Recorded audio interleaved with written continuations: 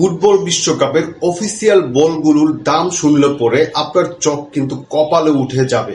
2026 FIFA বিশ্বকাপের official ball হলো Adidas ট্রিওন্ডা। এটি মূলত আসল ম্যাচে ব্যবহৃত অফিসিয়াল বল, যার মধ্যে বিশেষ 500 হার্টজ সেন্সর থাকে।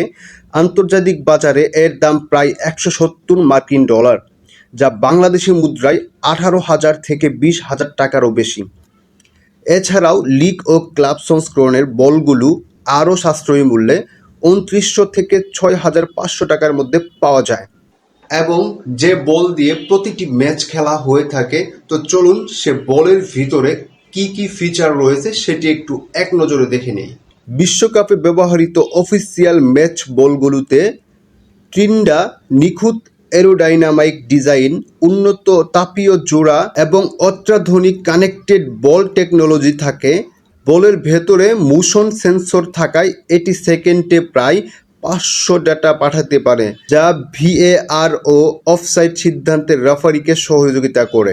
বলের ভেতরে একটি অত্যাধুনিক মেশিন সেন্সর থাকে, যা দিয়ে প্রতি সেকেন্ডে 500 বার বলের গতি, দিক ও ঘূর্ণয়ন সম্পর্কিত তথ্য জমা করে। সেন্সরটি অত্যন্ত নিখুঁতভাবে বলের স্পর্শের সময় নির্ণয় করতে পারে। এই ডেটা তাৎক্ষণিকভাবে ভিডিও অ্যাসিস্ট্যান্ট রেফারি সিস্টেমে চলে যায়, যা সেমি অটোমেটেড অফসাইড প্রযুক্তি ও গোল লাইন সিদ্ধান্তে সহায়তা করে। এবং রয়েছে চার্জিং সিস্টেম। ভিতরে ইলেকট্রিক ইউনিটের জন্য এই বলগুলোতে রিচার্জেবল ব্যাটারি থাকে। ওয়্যারলেস চার্জিং ও মোশনের মাধ্যমে প্রায় 90 মিনিট চার্জ দিলেই বলটির ম্যাচ চলাকালীন টানা 6 ঘন্টা সক্রিয় থাকতে পারে। এই বলগুলোতে কোনো প্রকার সেলাই থাকে না। তাপ ও আঠা দিয়ে প্যানেলগুলোকে এমনভাবে জোড়া লাগানো হয়ে থাকে যাতে পানি ঢুকতে না পারে।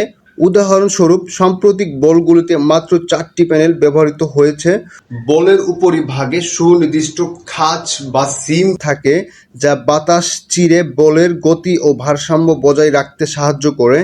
এছাড়াও ভেজা বা আর্দ্র আবহাওয়ায় যেন বল পিছলে না যায়, সেজন্য বলের উপরে বিশেষ টেক্সচার বা এমবস আইকন থাকে, যা বলকে নিয়ন্ত্রণে রাখে।